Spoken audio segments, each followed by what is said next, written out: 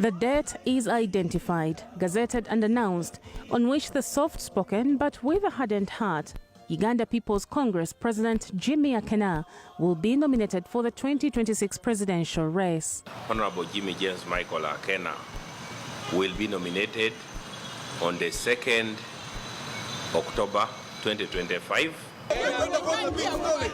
Akena, the man himself, who has since yearned to fully fit into the feet of his late father, Dr. Milton Obote, who ruled for 8 years in 2 different terms, has picked the ball to resurface on the presidential ballot in the 2026 race.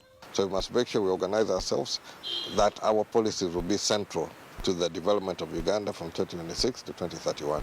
With the man styling up off the parliamentary seat that he has held for decades representing the people of Lira municipality, what has changed now, pushing him to either country's topmost executive seat that his long lifetime friend, President Yoweri Museveni, has held for 4 decades? No, that is complete nonsense. As far as I'm concerned, as UPC, we are an independent political party with our clear policies. No, that can't sell. That one I cannot buy. To critics, Akena's bid for presidency reflects a dying and resurrecting UPC, which has got nothing to change but to consolidate what they have termed as Museveni's illegal electoral process. No way you can force somebody to accept a program which does not seem to work for them. I would rather we had a serious campaign or debate in the next elections on policy questions. How are we going to tackle the issue of education? How are we going to tackle the issue of youth unemployment? In the last 4 decades, we've never had elections in the true sense of the word. UPC last appeared on the presidential ballot in 2011, in which Olarotunu lost to the incumbent Museveni. In 2016, because of internal bickering, the party lost time to appear on the presidential ballot.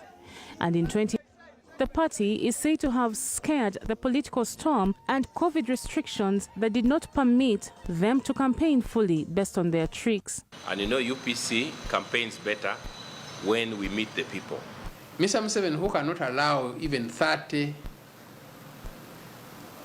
young people carrying placards to walk the streets of Kampala, is not a man to be trusted in an electoral contest. Jimmy Akena is also a brand, he's a brand in the country, and therefore if he rides on that reputation, it is an advantage for him and also an advantage for the party. The party that sits at Uganda House, which is elevated enough with the highest rooftops eyeing into Nakasero-based State House, seems to find a troublesome journey to walk a less than 4-kilometer journey to replace Museveni through the ballot.